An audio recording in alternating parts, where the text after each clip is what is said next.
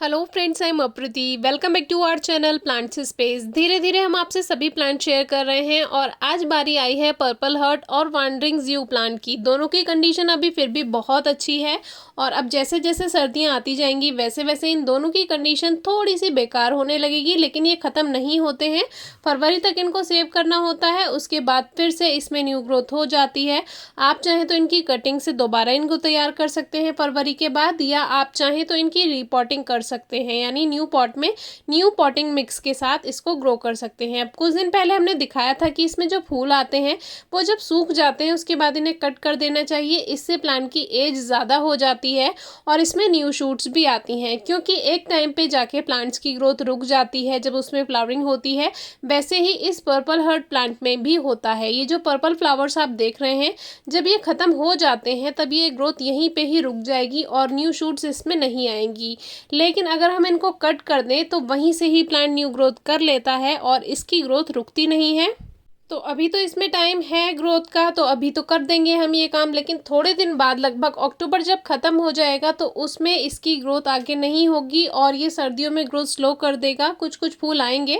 देखिए इसमें new growth ये हो चुकी है, उस दिन आपसे वीडियो शेयर की थी उसके बाद की ही ये ग्रोथ है सारी, जो हमने इसमें ये फ्लावरिंग वाली स्पाइक्स इसमें कट कर दी थी जिसमें फूल खिल चुके थे। तो इसमें ये न्यू ग्रोथ कितनी अच्छी आई है, जबकि बहुत छोटे से ये पॉट में लगा है, शैलो पॉट है, इतनी ज़्यादा जगह भी नहीं है, लेकिन फिर भी प्लांट बहुत अच्छे से ग्रोथ कर रहा है और फ्लावरिंग भी अच्छी है। इस टाइम तो इसमें सबसे अच्छी फ्लावरिंग होती है। और ये प्लांट मेरे पास एक ही पॉट में रखा है, हर साल मैं इसे ही ठीक कर लेती हूँ और ये ख़त्म भी नहीं होता इस तरह से, और मेरे गार्डन में ये बना भी रहता है। लेकिन आप कम से कम 2 पॉट्स में प्लांट्स को ज़रूर रखिए, क्योंकि अगर एक ख़त्म हो जाए किसी वजह से, सर्दियों में ओवर वाटरिंग हो जाए या सर्दियों में ठंडी हवा चले तो उससे बेकार हो जाए, तो दूसरा पॉट तो ठीक रहे। अब ये दूसरा है वांडरिंग ज़्यू।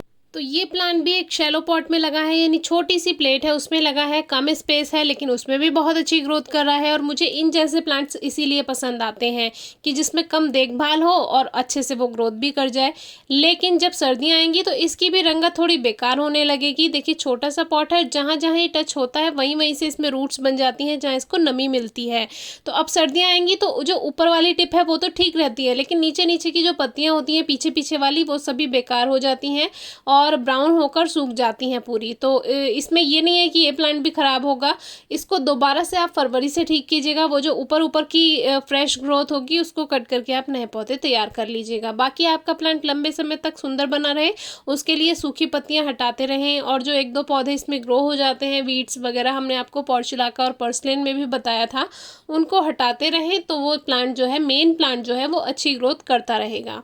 अब हमारे पास बहुत ज़्यादा कमेंट्स ये आते हैं कि इन जैसे प्लांट्स को जिनकी ग्रोथ अब स्लो होगी कहाँ रखना है, तो छाया में रखना है या धूप में रखना है।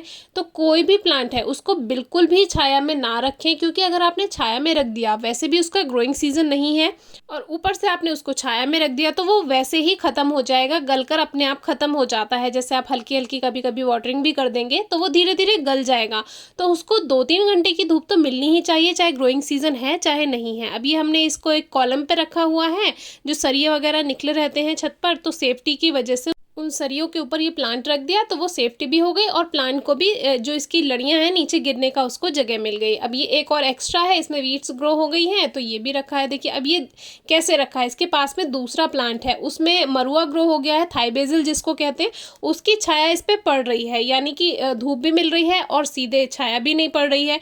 इस तरह से भी आप रख सकते हैं। बाकी आप खुले में भी रख सकते हैं, सर्दियों में कोई प्रॉब्लम इन प्लांट्स में नहीं आएगी। बस कभी कभी पानी देना, ओवर मॉइस्चर की वजह से ही ये खराब होंगे, वरना अगर आप नमी का ध्यान रखेंगे तो ये बिल्कुल ख़राब नहीं होंगे। कोई क्वेरी हो तो पूछेगा। Thank you.